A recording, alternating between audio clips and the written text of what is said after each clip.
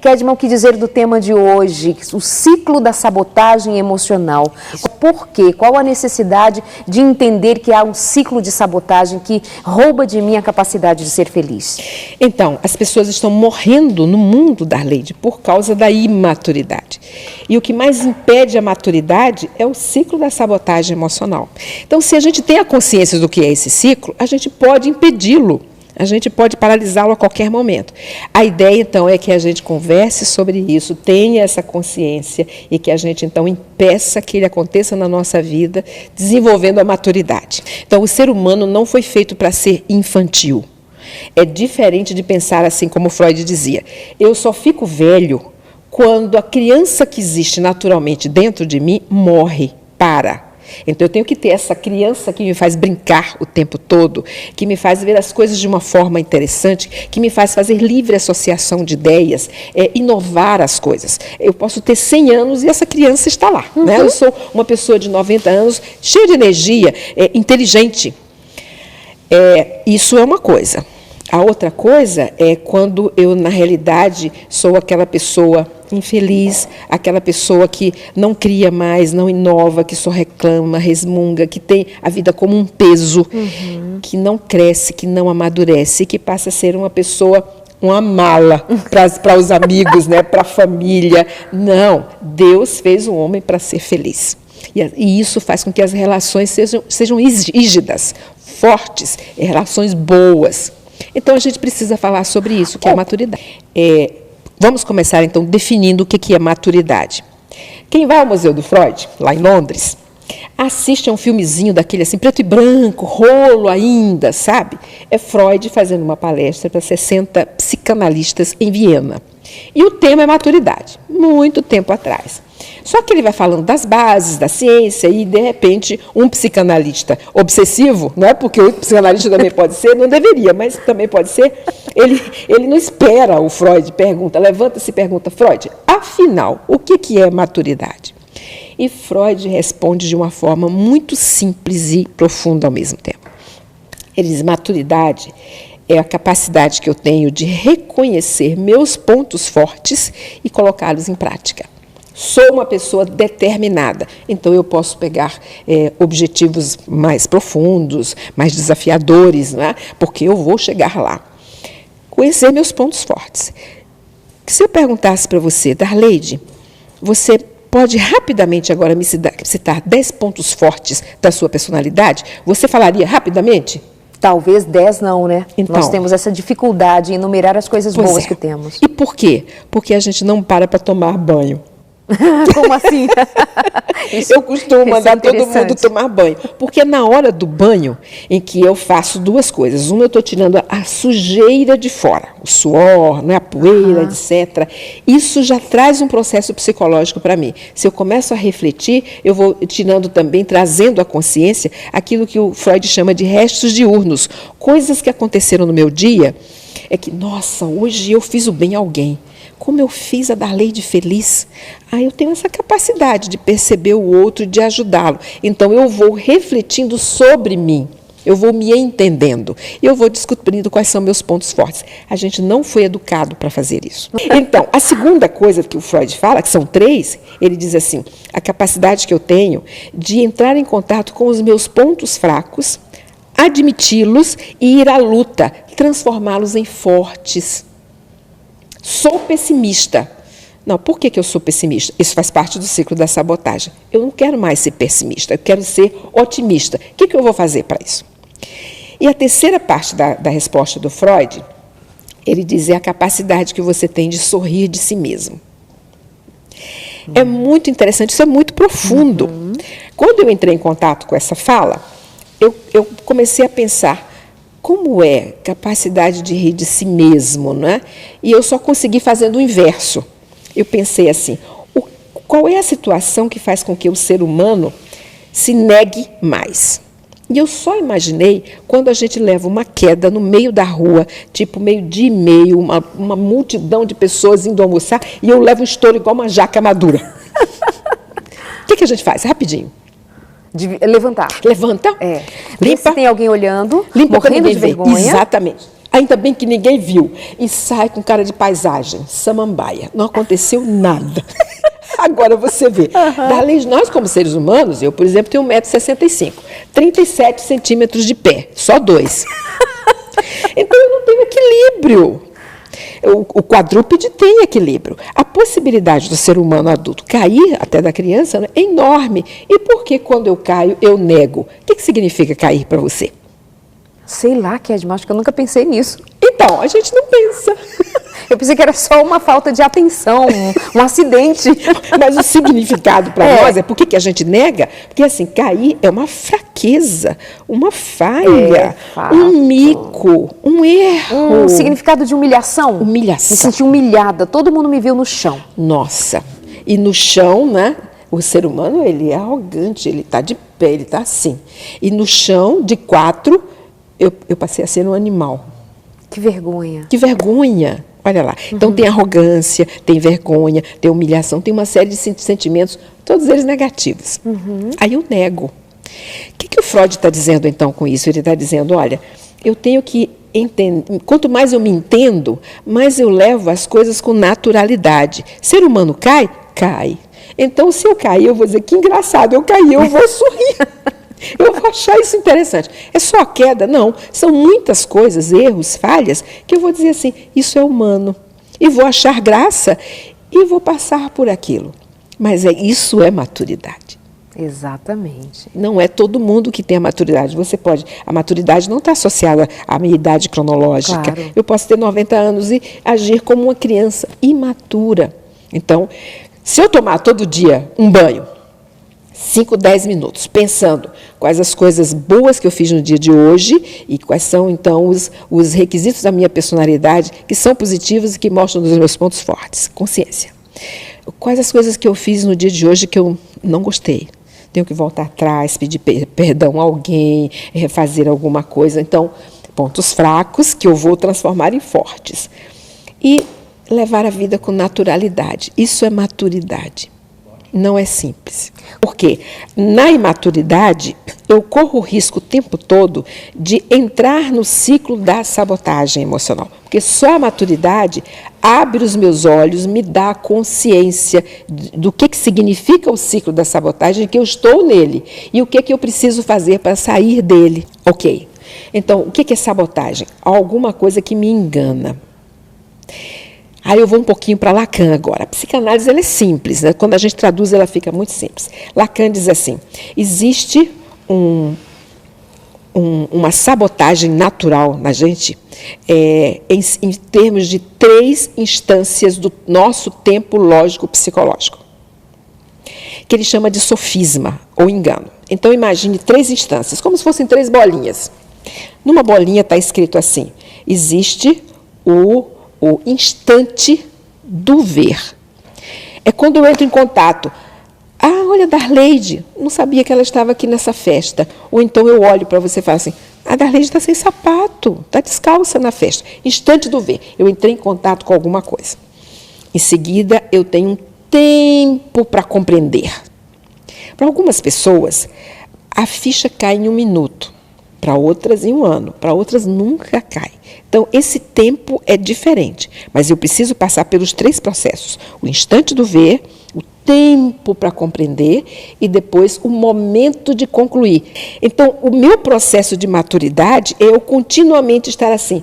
O que está acontecendo comigo agora? Instante do ver. Tem alguma coisa que não está bem. Entrei em contato. Depois, fico pensando naquilo. E levo um tempo pensando naquilo. Tempo para compreender. Em algum momento vai cair uma ficha. Dei mais um passo no meu processo de maturidade. Então, Lacan diz o seguinte, que a gente se sabota porque a gente não faz os 3 processos, não respeita as 3 instâncias. A gente pula, salta, porque a gente tem medo de se olhar no espelho. E como eu não me olho no espelho, isso fico imaturo. É uma cena muito interessante que a gente usa muito, é o gatinho que se olha no espelho e vê o leão. Imaturidade. Ele não quer se ver pequeno, então ele se engana. A sabotagem é um engano. Eu me engano continuamente porque eu não passei pelos processos, não tomei banho. e não dei tempo para trazer as coisas à minha consciência. Quanto mais inconsciente eu sou, mais imaturo eu sou. Então, veja, Darleide, o ciclo todo é composto de emoções negativas. E, nesse momento, nós não vamos fazer a diferenciação entre emoções e sentimentos, ok? Vamos chamar tudo de emoções. Todas elas são negativas. E são emoções que impactam o tempo todo. Da hora que eu acordo até a hora que eu durmo, impactam na minha vida, no meu processo decisório, nas minhas ações, né? Em tudo que eu faço, nas relações principalmente. Então, o ciclo começa, como nós estamos vendo ali na figura, começa com o medo. O medo é uma emoção primária. É uma das primeiras emoções que a gente tem. A criança, já ao nascer, ela chora porque ela sente medo. Ela saiu de um útero que era quentinho, silencioso, protetor, estava toda encolhidinha lá e, de repente, ela está num bloco cirúrgico ou numa sala de parto, um ar-condicionado gelado, pessoas falando, muito barulho, o pai que chora, desmaia, a mãe também, o médico que ri, a enfermeira, etc., e todo mundo tocando nela. Tem pé, tem mão, aspira, né? Então, ela sente medo. E eu sempre faço a pergunta assim, na hora que a gente está morrendo, sente o quê? E as pessoas, logicamente, vão dizer, eu não sei porque eu nunca morri. Mas as pessoas, na hora da morte, elas vigiam a morte. Elas não querem morrer. A experiência com meu próprio pai. Ele morreu de leucemia mieloblástica aguda, e assim, já se ultimando, mas ele olhava para a janela e ele estava com soro, com todo tipo de medicação, quimioterapia, etc. E tinha remédio para ele dormir. Mas ele forçava, não, e a gente dizia, relaxa. E ele ficava olhando para a janela, vigiando, porque se ele fechasse o olho, poderia não abrir mais. Então, medo é a primeira emoção, é a que inicia o ciclo da sabotagem emocional. Prestem bem atenção, ele se inicia com a emoção chamada medo. E aí vem uma segunda emoção, é um ciclo, eu vou fechar um ciclo. O segundo elemento desse ciclo é a perda. Todo medo é medo de perder. E a gente brinca, eu sempre conto uma história, que assim, eu viajando com um colega, um psicanalista, nós estávamos indo visitar uma empresa, fazer um diagnóstico, era um diagnóstico difícil, tinha que trabalhar a saúde psíquica daquela organização, isso acontece do mesmo jeito que a gente trata do ser humano, trata da organização. E nós estávamos conversando sobre qual seria o eixo, o fio condutor desse projeto. Ele pegou um papel e começou a procurar nos bolsos do paletó, que para mim seria uma caneta. E eu disse assim, olha, eu não tenho uma Montblanc Blue. Ele disse, não, eu estou procurando a minha lapiseira. Eu disse, eu tenho uma Faber-Castell azulzinha, serve? A R$10, brincamos. E ele disse assim, a minha também é uma Faber-Castell azulzinha, só que foi o meu primeiro netinho, que está com 2 anos, que me deu. Quer dizer, aquela Faber-Castell, uma lapiseira, não custava R$10. Custava, tinha um significado emocional extremamente importante. E ele ficou mal porque, culpado, porque ele não estava, perdeu. Então, todo medo é medo de perder. Desde uma Faber-Castell azulzinha, que custa R$10, até a vida. Mas todo medo é medo de perder. Fizemos a segunda emoção aí. Entra agora uma terceira emoção. No ser humano adulto, principalmente. Ele tem medo de perder e perdeu, acha que perdeu, como é o caso dele, vem em seguida o quê? Nossa, como eu pude ser tão desastrado, perdi o que ele me deu com tanto carinho. O que eu fiz? Estou sentindo culpa. Essa culpa, ela é do tamanho do medo que eu estou sentindo. O medo é quem dirige tudo. O tamanho do medo vai ser o tamanho da perda, vai ser o tamanho da culpa que eu sinto.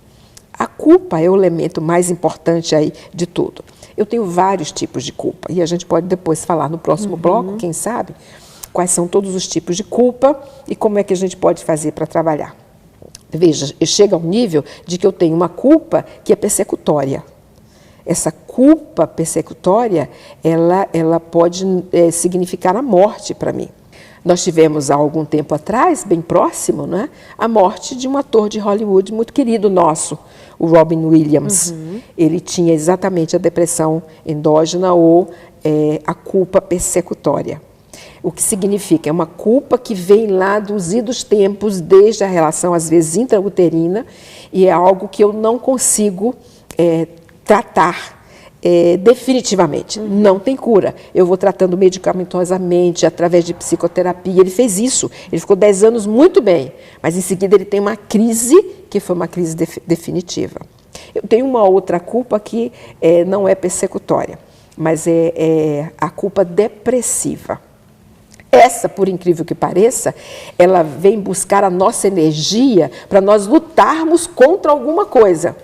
Então, quando eu entro no ciclo da sabotagem, no processo da culpa, se for essa culpa, eu tenho uma chance, porque eu vou entrar profundamente na minha vida, revisar o que eu preciso revisar e sair novo, sair mais maduro, mas não sem ajuda. Então, posso dizer que há uma depressão positiva? A depressão ela é positiva, se ela não for endógena. Sim, sim. É o momento de eu refletir, repensar e sair mais forte.